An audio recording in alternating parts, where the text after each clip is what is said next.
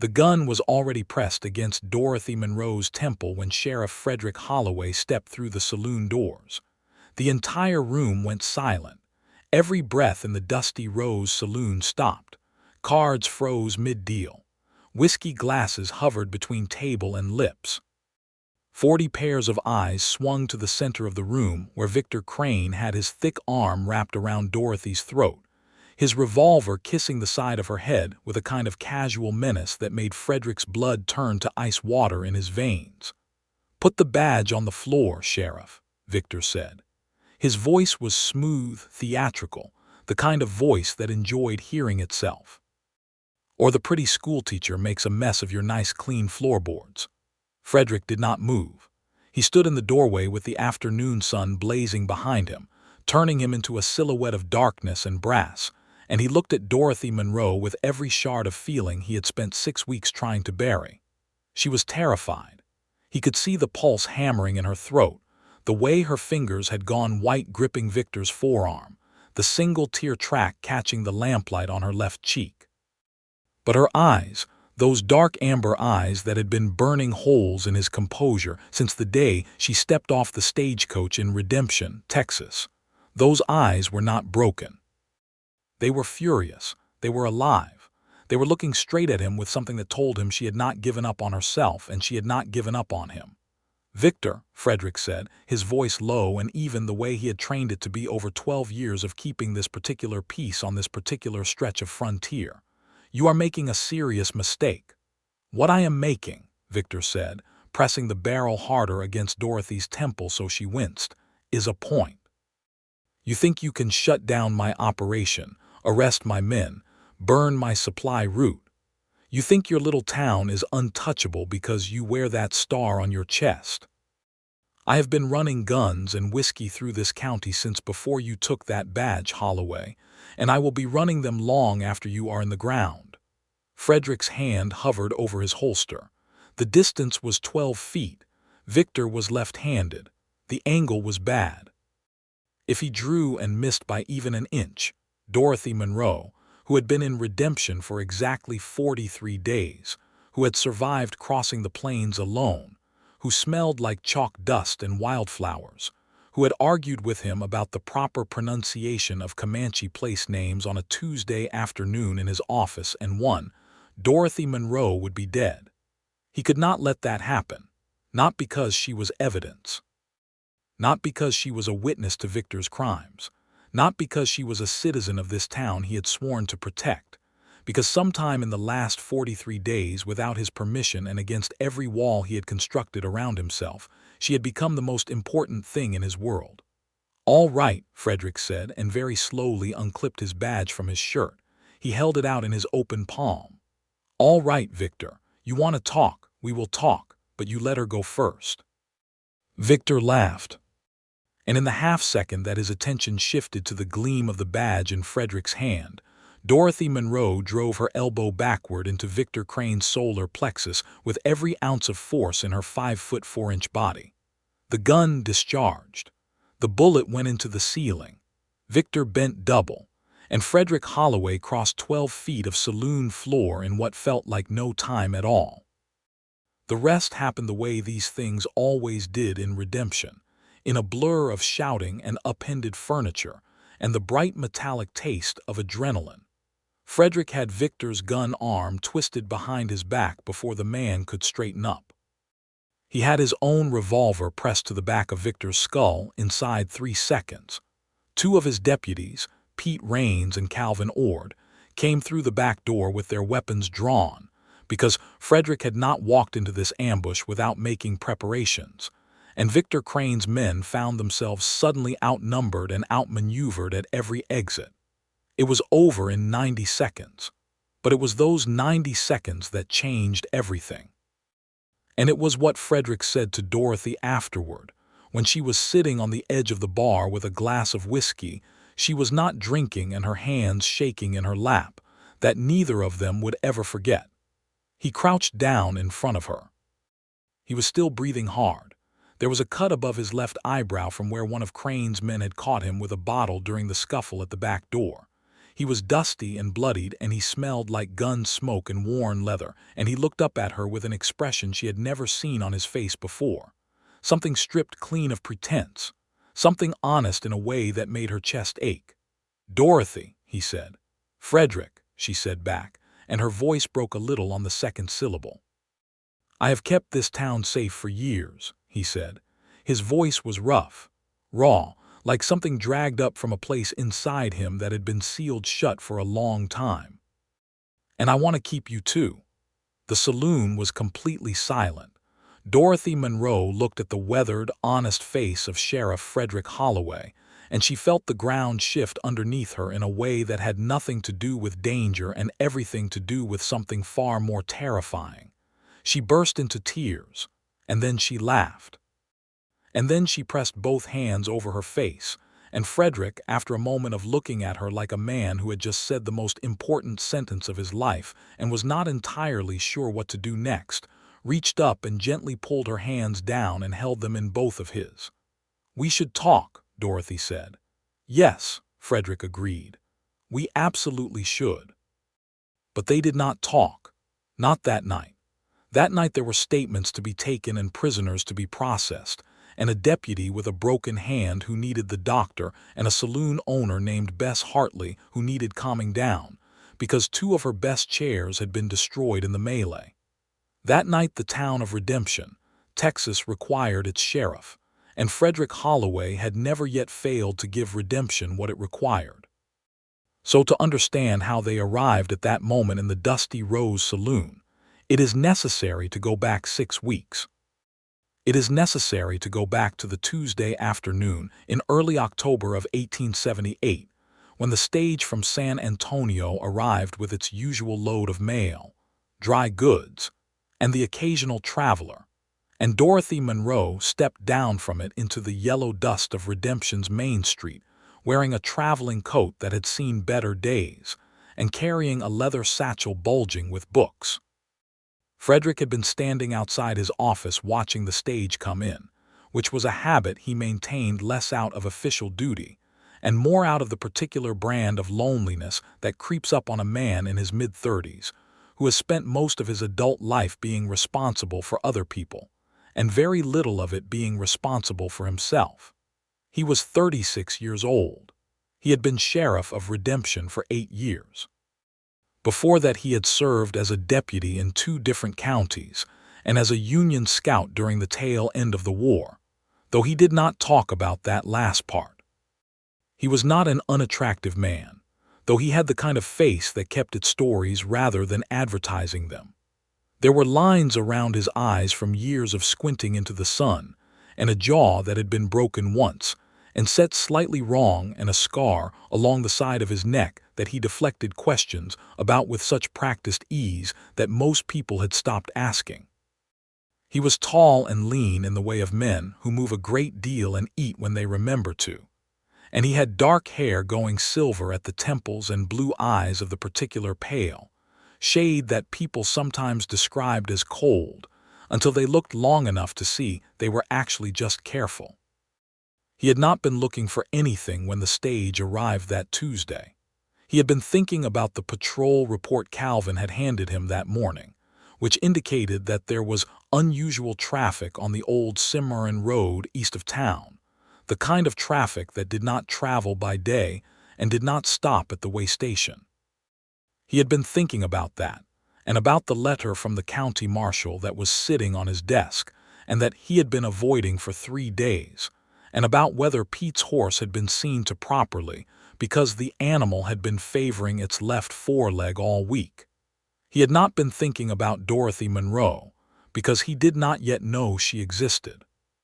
She came down the stage steps last, behind 2 cattle buyers from Fort Worth who pushed past her without apology, and she stood in the street with her satchel and looked at Redemption with an expression that Frederick, watching from across the street, could only describe as determined, not delighted, not relieved to have arrived after however many days on the road. Determined, the way a person looks when they have made a difficult decision and are committed to seeing it through regardless of what the destination turns out to be. She was 28 years old, though he did not know that yet. She had dark hair pinned up under her hat and skin that had been tanned by a life spent more outdoors than a woman of her time was conventionally supposed to spend it. Her face was expressive and interesting rather than conventionally pretty, though it would become, over the following weeks, the most appealing face Frederick had ever been in the habit of looking at.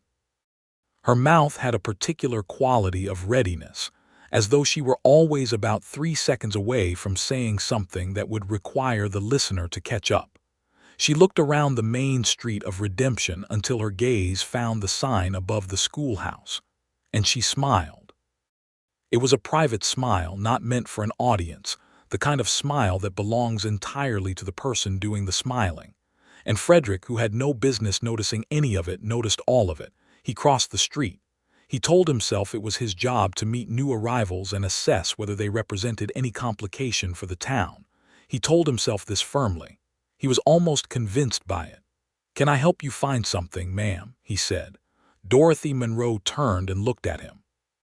She had to tilt her head back slightly because of the difference in their heights. She took in the badge and the gun and the careful blue eyes, and she said, without preamble, "I am Dorothy Monroe. I have been hired as the new school teacher. I am looking for whoever has the key to the schoolhouse." "That would be Councilman Davies," Frederick said. "Second building past the general store, white trim." "Thank you, Sheriff," Dorothy said.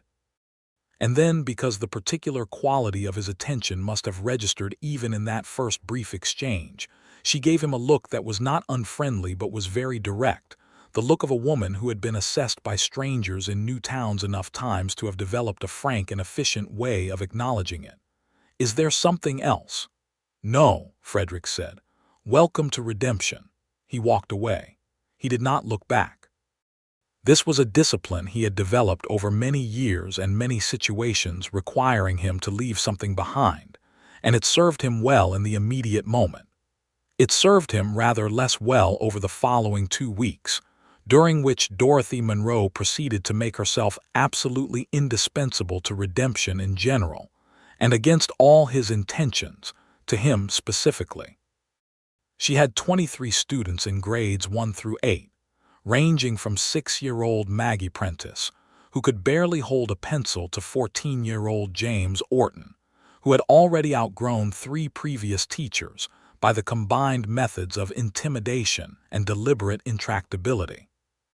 Dorothy handled James Orton on her second day by giving him a book of surveying mathematics and telling him that if he could master it by the end of the month, she would write him a letter of recommendation for the state surveyor's examination. James Orton was so startled by being expected to rise rather than simply behave that he did not cause trouble again for the remainder of the school term. She held a reading hour at the church hall on Wednesday evenings for adults who wanted to improve their letters, attended by 7 people in the first week, 14 in the second, and 22 in the third. She organized a collection of books donated by willing households and established a small lending library out of a corner of her schoolroom. She learned the names of every child in her class within the first 3 days and the names of their parents within the first week. Frederick learned most of this secondhand. People told him things. He was the sheriff. They assumed he wanted to know, and frequently they were right. He heard about the schoolteacher from Bess Hartley at the Dusty Rose, who had taken a liking to her and lent her a spare quilt for the cot in the schoolhouse, where she was staying until proper lodgings could be arranged. He heard about her from Pete, who had fixed a broken window latch at the school and come back with a surprised expression, and the information that she had served him coffee and talked to him about Apache water rights for 20 minutes without once making him feel stupid about not knowing more. He heard about her from Calvin's wife, Maria, who had attended the Wednesday reading hour and declared Dorothy Monroe to be the best thing to happen to Redemption since the well had been dug in the town square. He did not seek her out. He had reasons for this that he believed were sensible. He was the sheriff, and the nature of his job was to maintain a certain professional distance from the ordinary life of the town he served. He had a complicated relationship with attachment, forged in the particular furnace of a life that had taken several things he had valued and destroyed them without warning or apology. And there was the matter of the increasing activity on the Cimarron Road, which was beginning to look less like random traffic and more like the establishment of a supply route for something that was going to become, Frederick was certain, a significant problem. He first spoke to her properly on a Monday morning 3 weeks after her arrival, when she appeared at his office door at 8 o'clock with a pot of coffee and an expression of polite but unmistakable purpose. "Sheriff Holloway," she said, "I would like to report something." He stood up from his desk and gestured to the chair across from him.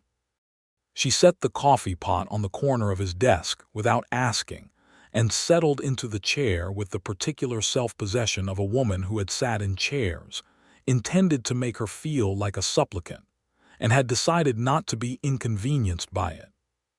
"3 nights ago," she said, "I was woken at approximately 2 in the morning by the sound of horses passing on the South Road. A great many horses. I counted what I estimated to be 15 or 20 animals by sound alone, which I acknowledge is imprecise, but I grew up near a livery in San Antonio and I have reasonable confidence in my estimate.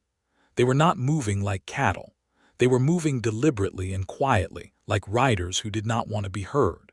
Frederick looked at her. "You counted horses by sound from inside a building." "I have good hearing," Dorothy said, "and I could not sleep, so I went to the window. I could not see much, but I could see enough to confirm that there were riders, not a herd, and that they were traveling without lanterns." He pulled the patrol report from the drawer where he had been keeping it. He laid it on the desk and turned it so she could see it. "Where, exactly on the South Road?" She leaned forward and studied the hand-drawn map. She pointed without hesitation. "About here, where it crosses the Dry Creek bed before the turning to the Davis farm." It was the same location Calvin had marked. Frederick studied her face.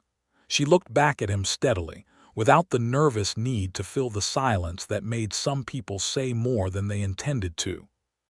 "I'll send someone to look at the road," he said. "Thank you, Miss Monroe. This is useful." "Dorothy," she said. "Miss Monroe is my mother, and she is in San Antonio, and I prefer not to be confused with her." She stood and picked up the coffee pot. "I left the extra cups on your deputy's desk. I assumed you all take it black since there was no sugar in the kitchen." She was at the door before he recovered from the slight shock of enjoying a conversation this much with someone he had just met.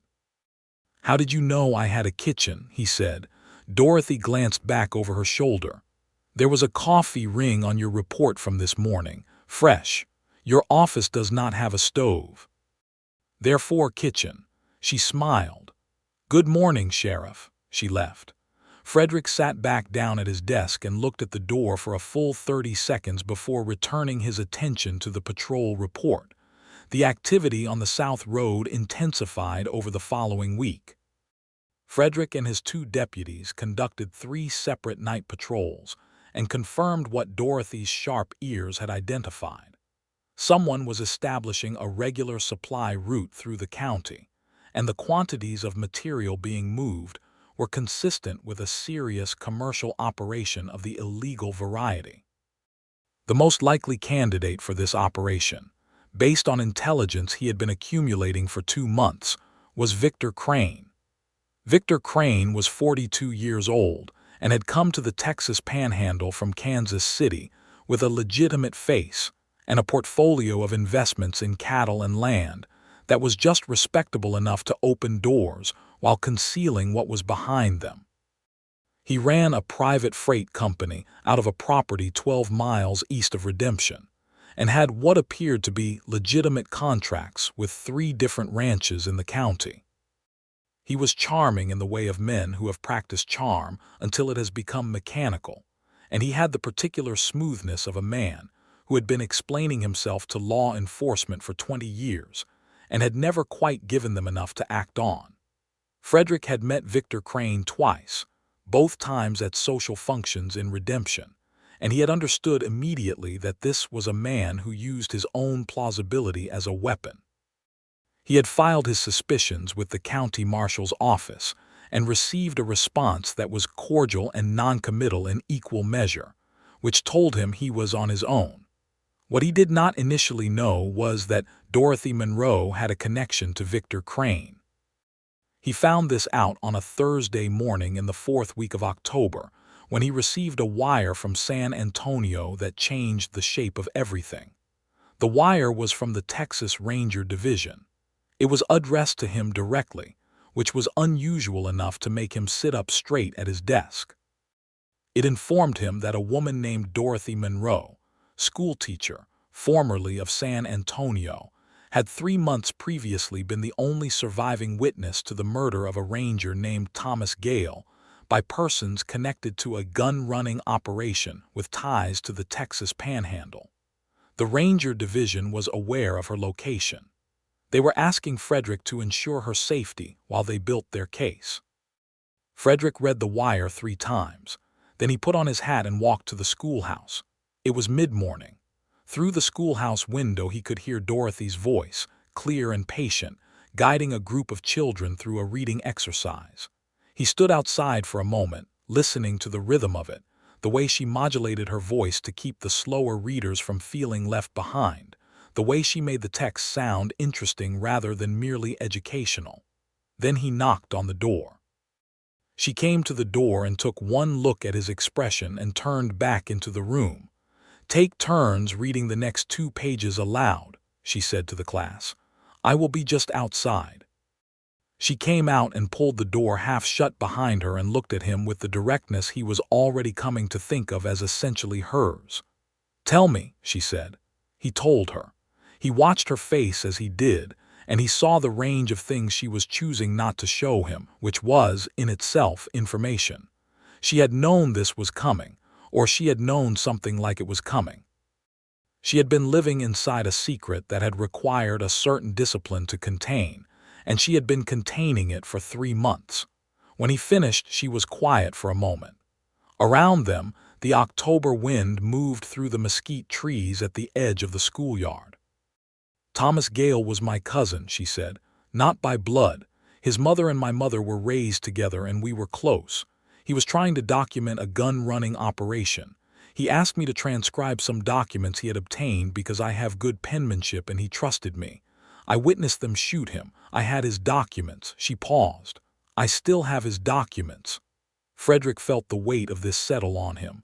A witness. Evidence. And the subject of that evidence operating 12 miles from where they were standing. "Why did you come here?" he said. "Why redemption specifically?" Dorothy looked at him steadily. "The Texas Ranger Division placed me here," she said. "The opening for a schoolteacher was genuine. They did not tell you because they wanted minimal information in circulation. I am sorry for that. I was following their instructions." He absorbed this. He was aware of a complicated mixture of feelings, professional respect for her composure, a bureaucratic irritation at having been kept uninformed about a material threat in his town, and underneath both of those, something harder to name, the particular discomfort of having found a reason to care about someone's safety that went beyond the professional. "Where are the documents?" he said. "In my satchel," she said, "sewn into the lining." He looked at the satchel she carried with her everywhere, the one full of books and chalk and lesson papers. He thought about how thoroughly unremarkable it appeared. He thought about Thomas Gale, dead because he had tried to do his job, and about Dorothy Monroe, who had walked into this town carrying that weight and had nevertheless organized a lending library and argued about pronunciation with a stranger, and served coffee to his deputies and made 23 children feel seen and valued. "You should have told me sooner," he said. "Perhaps," she said, "but I was not certain you were not one of Victor Crane's people." She said it simply, without accusation, as a statement of the operational logic she had been working with.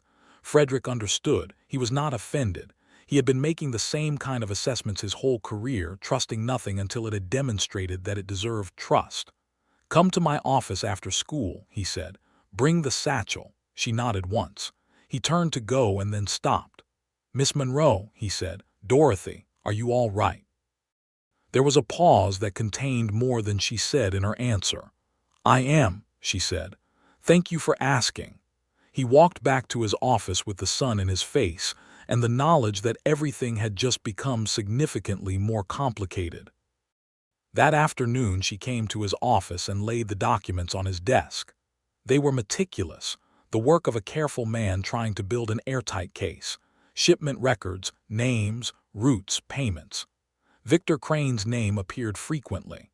The operation extended across 3 counties and had corrupted at least 2 local officials in the surrounding areas, though neither of them were in redemption itself. Frederick went through them methodically while Dorothy sat across from him and drank the coffee she had made, because she had quietly made herself familiar with the kitchen configuration in a way that he found both slightly maddening and entirely natural. "This is enough," he said finally. "With a proper Ranger investigation, this is enough to bring him down." "Thomas thought so too," Dorothy said quietly. Frederick looked up. Her face was composed, but there was grief in it, the kind that has been carried long enough to be worn smooth like a stone in a river.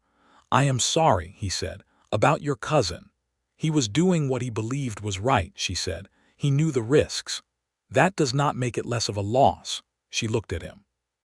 Something shifted, a very small thing like a door opening a quarter-inch onto a room neither of them had been ready to enter. "No," she said, "it does not." He sat back in his chair. The afternoon light was going amber through the window, turning the dust on the glass to gold. Outside, the main street of Redemption was doing its ordinary late afternoon things.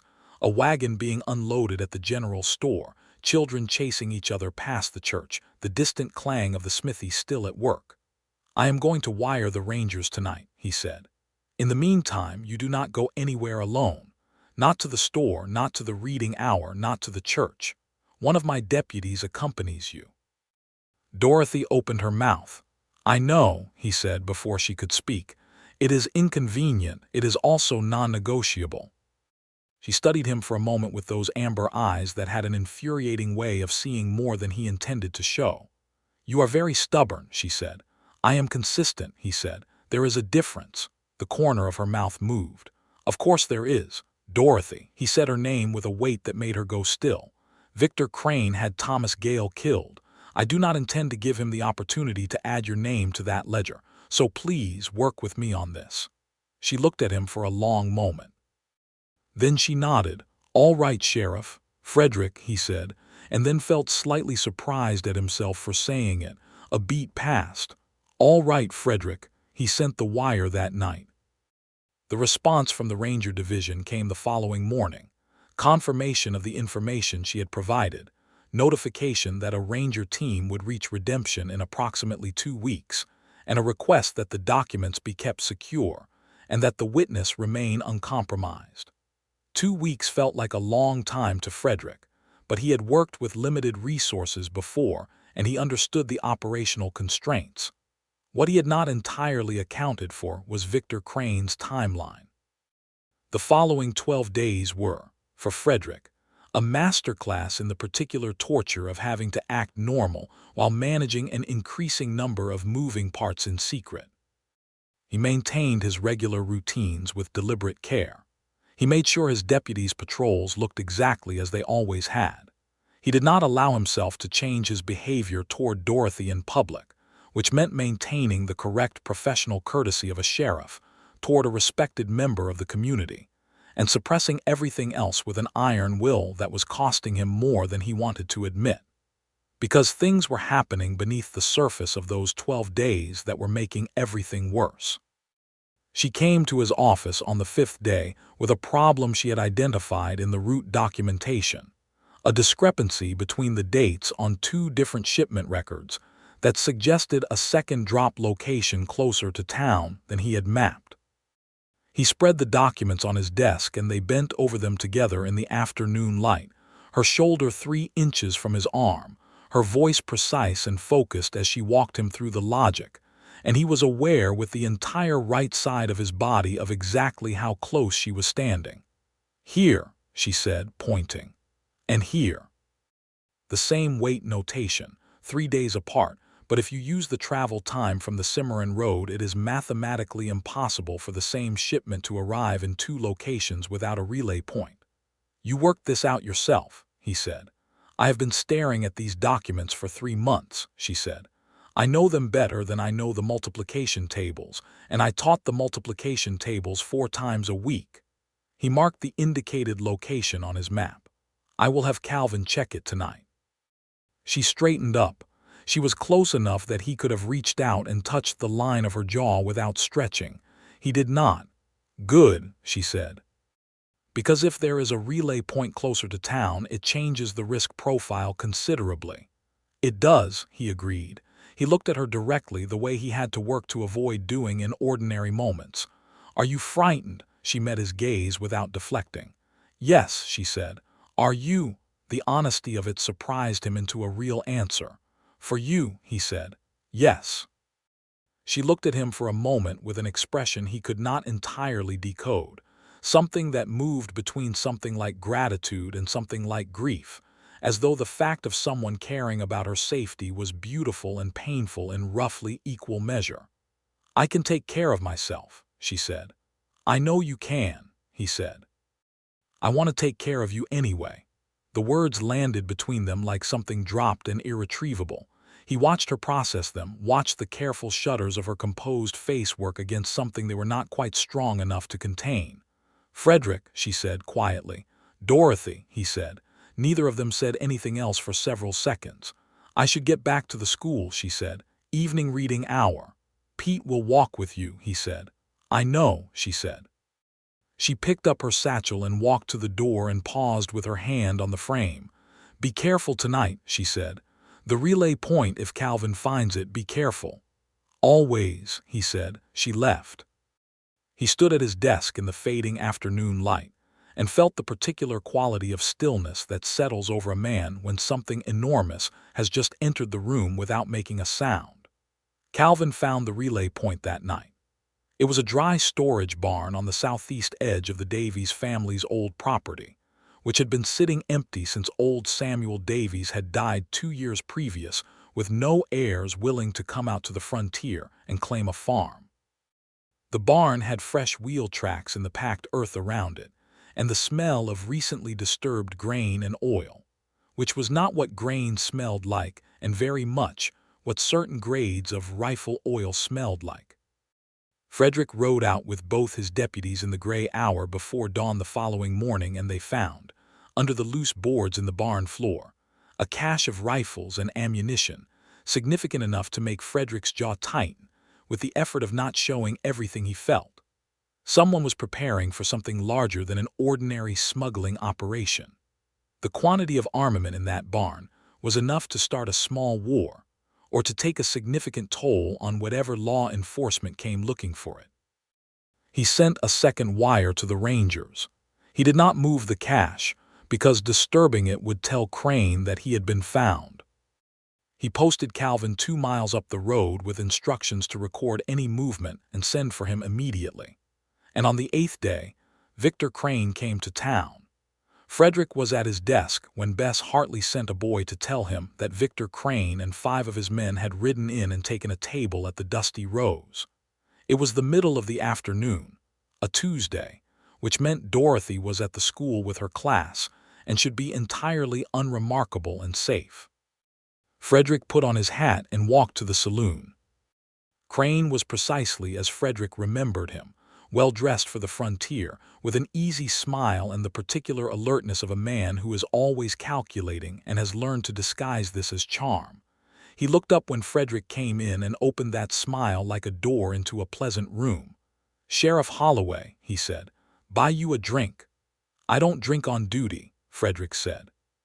He pulled out the chair across from Crane and sat in it without being invited, because the spatial language of who sits first matters in these conversations, and he had learned this a long time ago. "Victor, you are a long way from your property." "Just enjoying the company of a lively town," Crane said.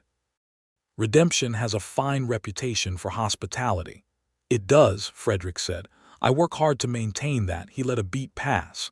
"What do you actually want?" Crane's smile did not waver. He had very good control of his smile. "I heard you have a new school teacher," he said, "a Miss Monroe from San Antonio." Frederick kept his face a well-managed blank. "We do," he said. "She is doing excellent work." "I am sure she is," Crane said, and something moved through his eyes that was not pleasant, a coldness behind the warmth that Frederick had seen in other men who had decided that other people were problems to be solved rather than lives to be considered. "Give her my regards." "I will do no such thing," Frederick said mildly, "since she does not know you and I see no reason to make her acquaintance with a stranger's regards." A pause. Crane assessed him. Frederick gave him nothing to assess. "You are a careful man, Sheriff," Crane said. "It has kept me alive," Frederick said. He stood. "Enjoy your drink, Victor. My town is happy to serve you, but I would remind you that it has laws and they apply equally to guests." He touched the brim of his hat. "Have a pleasant afternoon." He walked out of the saloon and felt the precise shape of Crane's attention on his back the entire way to the door. He went directly to the school. He stood in the doorway and watched Dorothy at the front of the room, her chalk moving across the slate board in long, decisive strokes, her voice carrying the cadence of someone who has made education feel like a privilege rather than an obligation, and he felt something very clear and uncomplicated drop into place in his chest. She looked over and saw him. A question formed in her eyes. He shook his head slightly. "Not here. Later." She nodded the tiniest acknowledgement and turned back to her class. He posted himself at the edge of the schoolyard for the rest of the afternoon, making himself visible, which was itself a kind of message to anyone watching, a message that said this particular citizen of redemption was under the sheriff's specific attention. He had only the faintest idea whether Crane had made the connection between the new schoolteacher and the witness who had seen his man kill Thomas Gale. But the way Crane had used her name, the particular texture of it, had told him that the odds were not in their favor. When school let out and the children dispersed into the late afternoon, Dorothy came to where he stood with her satchel over her shoulder and said, "How bad is it?" "He knows who you are," Frederick said. She absorbed this with the steadiness she brought to everything. "How long until the Rangers arrive?" 6 days, he said. 6 days, she repeated. She looked down the main street of Redemption at the ordinary life of it, the women shopping, the men working, the children playing, the smoke rising from the smithy and the bakery and the houses with families inside them. "You cannot let me upend this town," she said. "These people, their children." "You are not upending anything," he said firmly. "This is not your fault, Dorothy. None of this is your fault." She looked at him. There was something in her face that had been building for days, something he recognized because he had been building the same thing and had been working just as hard against it. "I think about Thomas," she said quietly, "about whether the documents are worth it, whether one witness is worth the disruption, the danger." "Yes," Frederick said with a certainty that came from a very simple place. "You are worth it, not just the documents. You." She looked at him for a long moment in the golden late October light. "You say things like that," she said, "and then go completely silent. Do you know that?" "I am aware of the contradiction," he said. "I am working on it." The corner of her mouth curved. "I suppose I can be patient." He walked her back to the schoolhouse and stayed until Pete arrived for the evening watch, and that night he sat at his desk in his office long after the candle should have gone out and thought about a great many things, most of which had nothing to do with Victor Crane, and everything to do with the particular quality of Dorothy Monroe's attention when it was directed at him. On the 10th day, Crane moved. It started with a message delivered by an unfamiliar boy to the sheriff's office, a piece of paper with 3 words written in a neat, impersonal hand. "Tonight. The school." Frederick read it and felt the cold clarity that comes not when a person loses control of their fear, but when they have managed it to the point where it becomes useful. He called his deputies in. He sent a message to Bess at the Dusty Rose, who was one of the most reliably accurate sources of information in Redemption, and who had already noticed that Crane's men had been occupying her saloon in rotating shifts for 2 days. Bess confirmed that Crane himself had come in that afternoon, and that he had looked at the windows facing the main street with the focused attention of a man doing surveillance. Frederick made his plan. He went to the schoolhouse in the early evening before the reading hour and told Dorothy what was happening. He did not soften it. "He is going to try to take you tonight," he said. "I believe his intention is to use you to recover the documents and then eliminate both the evidence and the witness." Dorothy sat very still. "And your plan?" "I need you to do something that goes against every instinct you have," he said. "I need you to act as though nothing has changed. Go to the reading hour. Come back to the school. Do your ordinary routine. I will have deputies positioned at every exit point and I will be very close." "You are using me as bait," she said. There was no accusation in it, just precise identification. "I am giving him the opportunity to make a visible move," Frederick said, "in a controlled environment where I have the positioning advantage. If we run tonight, he follows. If we stay and fight on terms I understand, we have the better chance." She looked at him. "And if something goes wrong?" "I do not intend for anything to go wrong." "That was not what I asked." He held her gaze.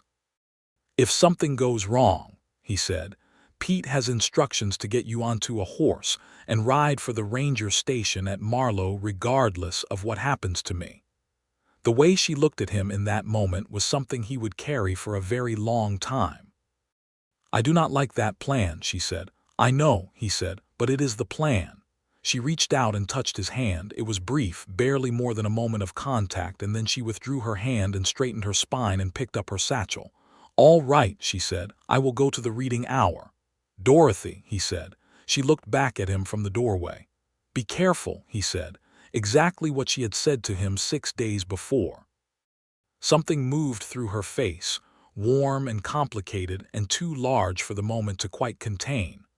"Always," she said, and left. The evening went almost exactly as Frederick had planned, right up until the moment it did not. Crane's men moved on the saloon at 9 o'clock, which was earlier than Frederick had anticipated, and they moved on it not from the outside but from the inside, which meant they had been in position since before Frederick's deputies took their stations. Victor Crane himself came through the back door with 2 men, and he had Dorothy Monroe's arm before she could move, and he pressed his revolver to her head. And that was the moment that has already been described, because everything circles back to the beginning, because beginnings and endings in these stories are always the same place viewed from different directions. Frederick had walked through those saloon doors and seen the woman he had been trying not to love with a gun at her temple, and he had said what he said with all the honesty he had in him. And now it was the morning after. The morning after Victor Crane sat in Frederick's jail, awaiting transport to the county seat along with 6 of his men, and 2 of his associates had been arrested at the barn on the old Davies property by Calvin and a hastily deputized group of local men. The morning after the ranger team, which had arrived 2 days ahead of schedule due to Frederick's increasingly urgent wires, had taken possession of Dorothy's documents and confirmed that they were sufficient evidence to convict Crane and dismantle the operation across 3 counties. The morning after Dorothy Monroe had cried and laughed in a saloon, and a man had held her hands and said nothing further at all, because the moment had swallowed language whole. Frederick found her at the school at 7 in the morning. She was at the slate board writing the day's first lesson, because the children would arrive in 2 hours, and she had not yet allowed the events of the previous night to constitute a reason to skip the curriculum. He stood in the doorway and watched her and thought about the 12 years he had spent being careful about everything, and about how somewhere in the last 6 weeks the careful part of him had arrived at the conclusion that Dorothy Monroe was worth more than careful. She heard him and turned. She put down the chalk. They looked at each other across the empty schoolroom in the early morning light, and neither of them pretended that they did not know exactly what was happening. "You should not have walked in without a better plan," she said. "I had a plan," he said. "A plan that involved you getting hit with a bottle," she said. "That was a minor complication," he said. "Frederick," she said, and the way she said his name now was different from the first time she had said it, different from all the careful professional days in between. It was the way a person says a name when the name has started to mean something more than identification. He crossed the room. He stopped in front of her. The chalk dust was on her fingers and there was still a smudge of it on her cheek from where she had rested her hand while thinking, and the morning light coming through the schoolhouse windows was turning everything gold. "I meant what I said," he said. "Last night. In the saloon." "I know you did," she said. "I am not a straightforward man," he said. "I have a history that is complicated and a job that is often more dangerous than it appears, and I am not always easy to talk to." "No," she agreed. "You are frequently very difficult to talk to. You go quiet at the worst possible moments, and you communicate with your eyebrows more than with words." "Yes," he said, "that is accurate." "And you are stubborn," she added. "Consistent," he corrected. The corner of her mouth moved, and he felt it like a physical thing, that small smile of hers, the way it arrived without announcement and made everything feel slightly more possible. "I am not a straightforward woman either," she said. "I am opinionated, and I have been told I am difficult to argue with, and I care very much about certain things and not at all about certain other things that are supposed to matter." "I know," he said. "I have been paying attention." "I noticed that," she said softly. "I noticed from the beginning." He reached out and very carefully, with the deliberateness that characterized everything he did, brushed the chalk smudge from her cheek with his thumb. She went perfectly still under the contact. "Dorothy," he said, "I have been trying very hard not to do this." "I know," she said. "I have been wondering when you would stop trying." He kissed her. It was not a dramatic kiss. It was not the kind of thing that belongs in a story about guns and danger and chasing smugglers through the dark. It was quiet and certain, and it tasted of early morning coffee, and something very like the relief of arriving somewhere you have been traveling toward without knowing it. He kissed her and she kissed him back, with both hands pressing flat against his chest, and the gold morning light poured through the schoolhouse windows and lay across them both like something being given freely. When they separated, they stayed close, her forehead nearly touching his jaw, and neither of them said anything for a long moment because neither of them had anything to add to what had just been said. "I was frightened last night," she said finally, quietly. "So was I," he said. "Not for myself," she said. "I was frightened for you." He pulled back enough to look at her face. She looked back steadily without apology, offering the honest complexity of what she felt without dressing it in anything else. "I told Pete to get you out if anything happened to me," he said. "I know," she said. "Pete told me. I told Pete that if anything happened to you I was coming back for you regardless." "That would have been extremely counterproductive," he said. "I am aware," she said. "I was going to do it anyway." He looked at her for a long moment. "Dorothy Monroe," he said, with a tone that had several layers to it. "Frederick Holloway," she said, matching it precisely. He almost smiled. For a man who did not smile often, almost was a great deal. "Have dinner with me tonight," he said, "at Bess's place. She has a proper dining room and she owes me several favors." "She does not owe you favors," Dorothy said. "She adores you. Half of redemption adores you, which you somehow have failed to notice in 8 years. "I have been busy," he said. "You have been avoidant," she said cheerfully. "There is a difference." He looked at her with the expression she had come to understand was his version of amusement. "Will you have dinner with me?" "Yes," she said. "I will have dinner with you." He stepped back and settled his hat and looked around the schoolroom, at the lesson written on the board and the small desks waiting for small people and the lending library in the corner with its carefully labeled books. "Good," he said. "I will come by at 6. He got as far as the door. "Frederick," she said. He turned. "Last night," she said, "when you said you wanted to keep me, I want you to know that I am not someone who can be kept like a possession." "I know that," he said. "But," she continued, and her voice changed slightly, became something warmer and more private, "I might be someone who can be kept like a promise, if the person doing the keeping means it properly." He stood in the doorway and looked at her and felt the fullness of that, the weight and the wonder of it. "I mean it properly," he said. She smiled. The full smile this time, not the corner of the mouth, the real thing, and it was exactly as he had imagined it and better. He walked back to his office and sat down at his desk and did not notice for several minutes that he was still wearing his hat inside. The winter of 1878 moved through Redemption with the particular quality of Texas winters, cold at night and sharp-edged in the morning, and softening by midday into something almost gentle. The election of the county marshal, in which redemption participated with the mild civic passion of a town that has been well governed for long enough to take it somewhat for granted, returned the same man to the position for another term, and the new marshal from the adjacent county, appointed in the wake of the investigation that brought down Crane's operation, sent Frederick a letter of formal commendation that he put in his desk drawer and did not mention to anyone. Victor Crane was tried in the county seat in December and convicted on multiple charges of smuggling, conspiracy, and accessory to murder. The Rangers confirmed that Dorothy's documents had been the cornerstone of the case. Thomas Gale was formally recognized for the work he had done before his death, and the Ranger Division sent a letter to his mother in San Antonio that Dorothy helped Frederick compose, because she was better with words than he was, and she knew what Thomas's mother would need to hear. They had dinner at Bess Hartley's dining room the night after the confrontation, and then 4 more times in the following 2 weeks, and then it became simply a regular thing. Dinner on Thursdays and Sundays, and occasionally other nights when the justification was various, and the real reason was the same.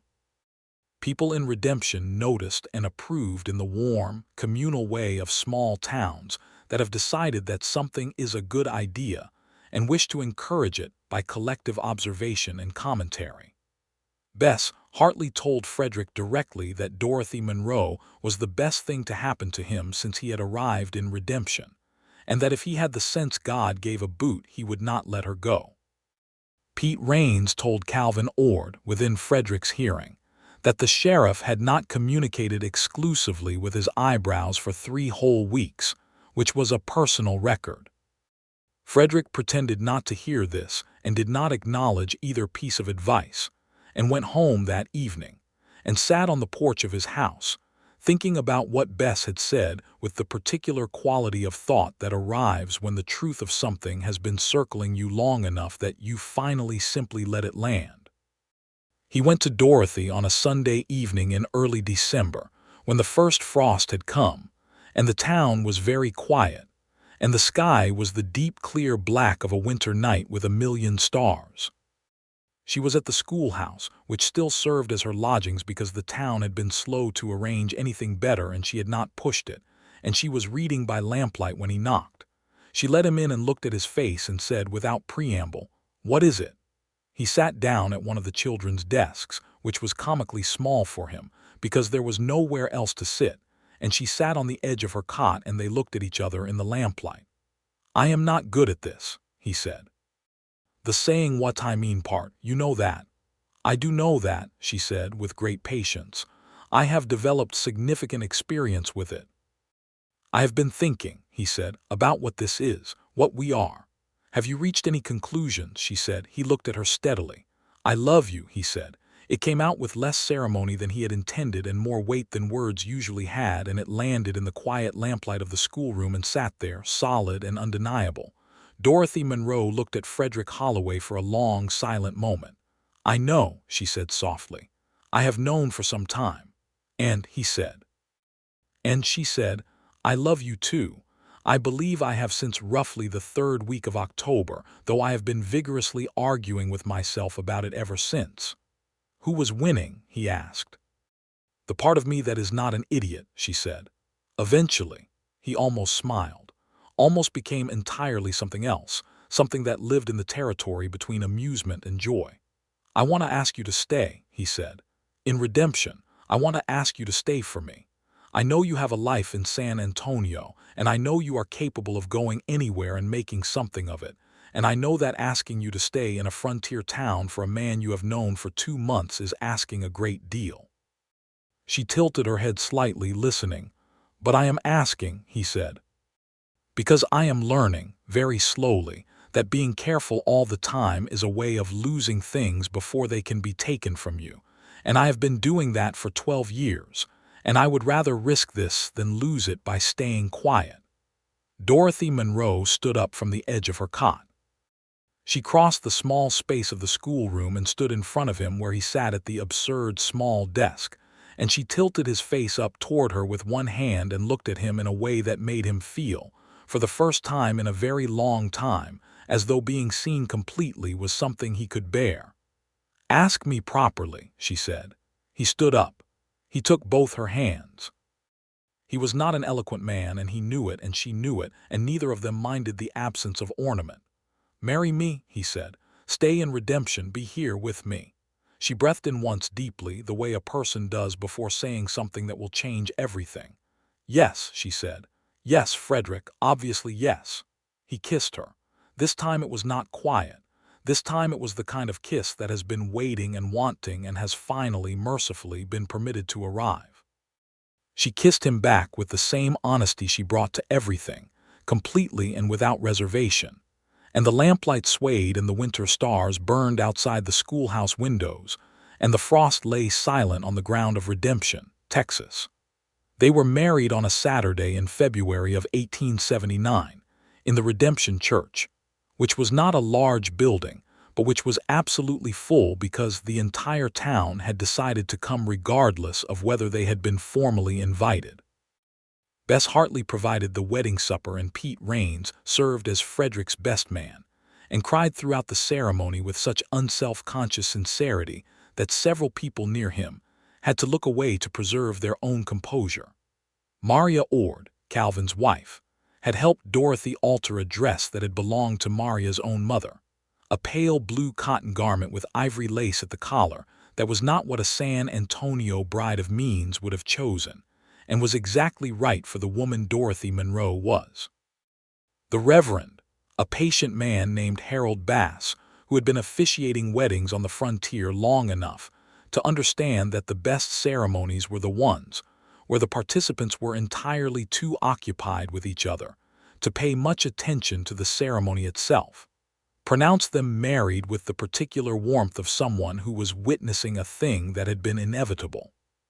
Frederick kissed his wife with a feeling in his chest that was too large for his body and that he would spend the rest of his life, he suspected, not quite finding adequate words for, which was all right, because Dorothy was very good at words and they would work it out between them.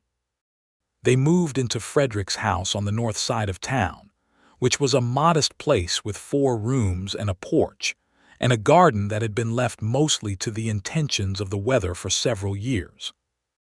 Dorothy assessed the garden with the expression she brought to problems, which was the expression of someone who sees not the current difficulty but the eventual solution, and by the following spring it was producing enough to supplement their table considerably, though she would be the first to acknowledge that Maria Ord deserved significant credit for the advice. Spring of 1879 brought changes to Redemption beyond the ones in Frederick's house. The County Road Commission came through and assessed the main street for improvement, which resulted in a much-argued-over civic debate about paving and drainage that Dorothy eventually moderated at a town meeting with a calm efficiency that made Frederick sit in the back of the room and feel an entirely disproportionate amount of pride. A new family, the Hargroves, arrived from Tennessee and bought the old Davies property, cleaned out what had been left behind by Victor Crane's operation with a cheerful lack of interest in the history of the place, and began making the barn the most productive dairy operation in the county within 18 months. The school grew. Dorothy campaigned successfully for the town council to build a proper schoolhouse with 2 rooms so she could properly separate the older and younger students, and when the building was finished, she managed the transition with such systematic efficiency that the children hardly noticed the disruption. She expanded the lending library. She established a correspondence with a teachers' college in Austin that eventually resulted in a formal certification program for frontier educators, of which she became an instructor, and which she conducted by mail with the same precise organization she brought to everything. Frederick was re-elected sheriff in the spring of 1880 without opposition, which was either a tribute to his competence or an indication that no one else wanted the job, and he was cheerful about either interpretation. He had been sheriff of Redemption for a long time, and he intended to be sheriff for some time more, though the nature of what the job required was evolving as the town grew and the county structures became more formalized, and he was thoughtful about what that evolution might eventually require of him. But the evening of the day he was reelected, he came home to find Dorothy in the kitchen with a particular expression on her face that he had not seen before but recognized immediately in the same way that some things do not require prior experience. They simply announce themselves. "Frederick," she said. He stopped. He looked at her. He felt something enormous begin to dawn. "We are going to need the fourth room," she said. He crossed the kitchen in 3 steps and took her face in his hands and held it very carefully, as though something precious had been placed in his keeping, which was, in fact, the case. "Yes," he said, "we are going to need the fourth room." Their son was born in November of 1880, on a cold, clear night when the stars were bright enough to see by, and the wood-burning stove in the bedroom kept the house warm against the chill. Bess Hartley, who had delivered more babies in Redemption than the actual doctor, due to superior availability and lower levels of panic, managed the proceedings with the pragmatic competence of long experience. And when she placed the boy in Frederick's arms, the look on the sheriff's face was something Bess would describe later to Maria Ord as the most purely human thing she had ever seen on a face that was more usually occupied with the demands of maintaining order. They named him Thomas, for Thomas Gale, who had been brave and careful and had not deserved his ending but whose work had led, in its own roundabout way, to the particular existence of this particular boy in this particular house. And they gave him the middle name James, for no reason more complicated than that Frederick had always liked the name, and Dorothy thought it suited him.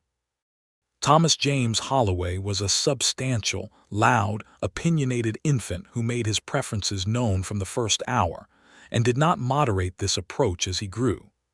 He had Dorothy's amber eyes and Frederick's dark hair, and a jaw that would, everyone agreed, be formidable by the time he was grown. He took his first steps at 10 months. He said his first word at 11 months, and the word, which was not Mama or Papa, but was instead the name of the family's barn cat, Pepper, was so perfectly characteristic of him that neither of his parents were surprised. Redemption grew through the early 1880s with the particular momentum of a frontier town that has found its footing. The railroad spur that the county commission had been discussing for years was finally approved in 1882, and construction began the following spring, which brought new people and new commerce, and the specific kind of civic anxiety that attaches to change, even welcome change. Frederick managed this period with the same principled steadiness he had brought to everything, adapting what needed adapting and holding firm on what needed holding. He had occasion, in 1882, to confront the particular injustice of a situation involving a Comanche family that had come to trade at the general store and been refused service by the new owner, a man from Kentucky named Horace Webb, who had arrived with the railroad construction money and certain fixed opinions about who deserved to be treated with basic dignity. Frederick went to Webb's store and had a quiet, comprehensive conversation with Webb about what the law required and what the community expected, and what Frederick personally was prepared to insist upon with as much consistency as the matter deserved. Webb was not transformed by the conversation, but he was persuaded, and the Comanche family completed their trading without further incident. Dorothy heard about this from Maria and brought it up at dinner that evening. "Bess told Maria and Maria told me," she said. "Bess should have fewer conversations," Frederick said. "Bess is the primary communications infrastructure of this town," Dorothy said. "She is invaluable." "What you did today was right." He looked across the table at her. "It was the law." "It was more than the law," she said, "and you know that. The law is the floor, Frederick, not the ceiling." He was quiet for a moment. "You have a gift for saying things that require me to think about them for several days," he said. "That is the goal," she said cheerfully and poured more coffee. Their daughter was born in March of 1883, on a morning that arrived with the particular ferocity of a late-season blue norther coming down from the panhandle, cold and sudden and full of force. She was smaller than Thomas had been, but immediately more composed, observing the world around her with an assessment that reminded Frederick, so strongly that his heart did something complicated, of the first time he had seen Dorothy on a street in Redemption and noticed the way she looked at things. They named her Ruth Eleanor for Dorothy's grandmother, and Ruth because Dorothy had always loved the biblical commitment of the word, "Wherever you go, I will go." Thomas, who was 2 years and several months old and had a complicated relationship with the concept of sharing, inspected his sister with the gravity of a very small person confronting a major development, and then announced that her hands were small, which was his highest available form of compliment, since he was himself very proud of his hands and what they could do. Frederick held Ruth Eleanor on the evening of her birth in the lamplight of the bedroom, while Dorothy slept, exhausted and peaceful, and he thought about all the things a man thinks about in that particular moment. About the long road of decisions that had brought him here, about everything that had been risked and nearly lost, about the 12 years of caution, and the particular day when caution had not been adequate to the moment, and something truer had taken its place. About a woman stepping off a stage into a dusty street and looking at a schoolhouse sign and smiling a private smile. He thought about what he had said to her that first time in the saloon, with the gun smoke still in the air and everything that might have gone wrong hovering in the room like a held breath. "I have kept this town safe for years, and I want to keep you too." He thought about what she had said afterward, that she was not someone who could be kept like a possession, but she might be kept like a promise. He thought that he had been keeping that promise every day since, and intended to keep it for every day he was given. He looked down at Ruth Eleanor, who was awake and looking back at him with the particular focused attention of a very new person who is working very hard to understand the world she has arrived in, and he said, very quietly, so as not to wake Dorothy, "You are going to be extraordinary. Both of you are, and I intend to be here for all of it." Thomas, who had been allowed to stay up later than usual due to the exceptional nature of the occasion, and who had been sitting in the chair in the corner with his stuffed horse and a look of sleepy dignity, looked up. "Papa," he said, with the solemnity of a 2-year-old who has discovered he can affect the room by speaking. "Yes, Thomas," Frederick said. "Pepper wants to see the baby too." "Pepper can see the baby tomorrow," Frederick said. Thomas considered this.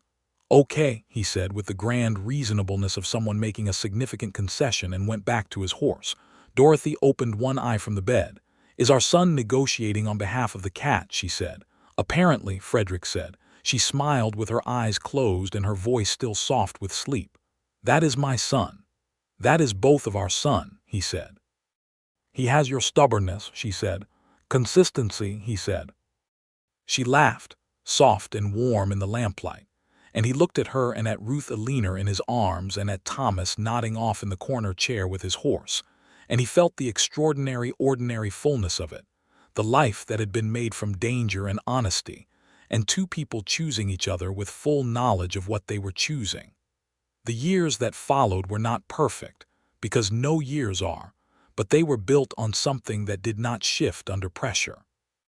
There were hard winters and difficult cases, and the ongoing work of a town growing into itself, and the specific negotiations of two strong-willed and deeply honest people sharing a life and a house, and a set of convictions that sometimes aligned and sometimes required discussion. Dorothy continued teaching until 1885, when the town council formally voted to name the new schoolhouse the Monroe School, which resulted in a scene at the council meeting in which Dorothy pointed out with considerable precision that naming buildings after living people was premature and potentially embarrassing, and the council should have the patience to wait and see whether she deserved it, which caused the council to vote unanimously to name it anyway and Frederick to sit in the back of the room, wearing an expression that Pete Raines described to Calvin as the sheriff being very happy and not knowing what to do about it. She took a reduced teaching role after 1885, passing the primary instruction to the new teacher she had helped train, a young woman named Clara Bates who had come out from Austin with her certification and a dedication that Dorothy recognized and was glad of. Dorothy continued the correspondence program with the Teachers' College and maintained the lending library and taught the Wednesday reading hour, which by 1886 had grown into something resembling a small community college operating out of the church hall 3 evenings a week. Frederick was offered a position with the Texas Ranger Division in 1886, a formalization of the relationship that had developed since the Crane case. He discussed it with Dorothy for 3 evenings, sitting on the porch of their house in the spring warmth with the children in bed and the town quiet around them and the stars doing what Texas stars have always done, which is exist in such overwhelming abundance that they make everything else feel simultaneously small and significant. "Do you want to do it?" Dorothy asked on the 3rd evening. "What I want," he said, "is less relevant than what is right." "No," she said, "that is not how this works anymore." "What do you want?" He was quiet. The porch creaked. Somewhere in the town, a dog was conducting a spirited conversation with the night. "I want to stay in redemption," he said. "I want to be here, for the school and for the children and for you." He paused. "I want to keep being the thing this particular town requires." Dorothy reached over and took his hand on the arm of the chair. She held it in both of hers the way she had held his hands in a saloon the night everything had changed. "Then write them a very respectful letter," she said, "and decline." He smiled. Not almost, fully. The kind of smile that had taken several years to fully arrive and had been worth the wait. He wrote the letter. He remained sheriff of redemption. Thomas Holloway, at 6 years old, informed his parents that he intended to be a sheriff like his father, and then at 7 decided he intended to be a mathematician, and then at 8 settled on the position that he could potentially be both, which Frederick thought showed considerable promise and Dorothy thought showed considerable genetic inevitability. Ruth Eleanor at 3 was already demonstrating the particular quality of attention that would, over the years to come, make her one of the most effective people in any room she occupied. The ability to listen completely before speaking and to say, when she finally spoke, precisely the thing that required saying. In the spring of 1887, when the mesquite trees were in bloom and the schoolyard was loud with children and the main street of Redemption was the busy, settled, complicated, particular place it had grown into, Frederick Holloway came home from his office at midday and found Dorothy in the garden with dirt on her hands and her hair coming loose from its pins and a look on her face that he recognized. He stopped at the garden gate. She looked up at him with the amber eyes that he had been looking into for 8.5 years, and that had never once lost their quality of seeing him completely. "The 4th room is large enough," she said. He opened the gate and walked through it and took her face, dirt on his hands and all, in his hands exactly the way he had the first time. "Yes," he said, "it is."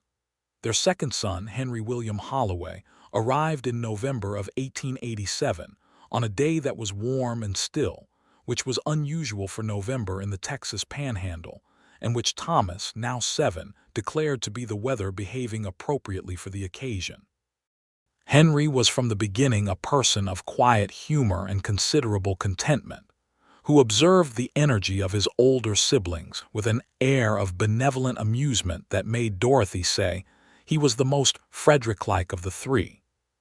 Frederick disputed this with moderate conviction, and was told by his wife, Thomas, and Ruth Eleanor simultaneously that he was wrong, which he accepted with the dignity of a man who has learned that being outnumbered by people he loves is not, in fact, the worst possible position to be in. Bess Hartley, who had delivered all 3 Holloway children, and who remained one of the most reliably honest voices in Frederick and Dorothy's lives, said at Henry's informal welcoming dinner at the Dusty Rose, which had been the scene of considerably more joyful occasions than its original purpose might have suggested, that the Holloway family was what redemption was for. What the whole enterprise of building a life in a difficult place was for. People making something worth protecting and then protecting it together. Frederick raised his glass to that. Dorothy raised hers beside him. Their children, seated with the Ords and the Raines family and Bess and old Reverend Bass, who was still officiating at whatever redemption required, ate and talked and argued about whether Pepper the cat, now of advanced age and imperious temperament, should be allowed at the table, which was a question that had been raised at every significant family meal for 4 years and had never received a satisfactory resolution. After dinner, when the children were with Maria and the other women and the men were on the saloon porch with coffee, Pete Raines looked at Frederick across the comfortable silence of old friendship and said, "You are a happy man, Sheriff." Frederick considered this with the seriousness he brought to everything, even when the thing in question was self-evidently true. "Yes," he said, "I am. I remember the day she came off the stage," Pete said. "You watched her cross the street, and you had this look on your face like a man who has just seen something that is going to cost him everything he has been carefully not spending." Frederick looked at him. "When did you become an observer of facial expressions?" "Approximately the moment you started using eyebrows as your primary means of communication," Pete said. The porch creaked. The evening settled. Through the saloon window came the sound of Bess telling some story about the old days with the emphatic timing of a born narrator. "She was worth everything," Frederick said simply. "Obviously," Pete said. "We all knew that before you did." Frederick was quiet for a moment, looking out at the main street of Redemption, which had at this hour the particular peace of a place that has settled into itself, where the lamps in the windows were warm and the streets were quiet, and the people inside those windows were fed and safe, and living their particular versions of the lives they had come here to build. 8 years of his life before Dorothy had been about keeping this place. 8 years after had been about that, and also about something much larger than that, about the specific and irreplaceable weight of a person who had looked at him and seen everything and chosen to stay, and the particular grace of having been brave enough, finally, to let her. He thought about the thing Dorothy had said in the December lamplight of a schoolroom that smelled of chalk and cold air, with frost on the ground outside. She was not someone who could be kept like a possession, but she might be kept like a promise, if the person doing the keeping meant it properly. He had meant it properly. He had kept it every day. He went back inside and found her talking with Maria at a corner table, her coffee in her hand and her laugh bright in the saloon air, and she looked over at him when he came through the door the way she always had and the way he trusted with every settled certainty in him. She always would, with those amber eyes that saw him whole. He sat down beside her. She shifted slightly to make room and did not interrupt her conversation, only reached under the table and found his hand without looking and held it, the way you hold something you intend to keep. Frederick Holloway held on back. Outside, Redemption, Texas, breathed its quiet evening breath, and the stars came out in their millions, and the town that had been kept safe by a careful, honest man for all these years went peacefully about the business of being alive, which was, in the end, the only protection that had ever really mattered. Not just safety from danger, but the full, complicated, imperfect, irreplaceable richness of living it together.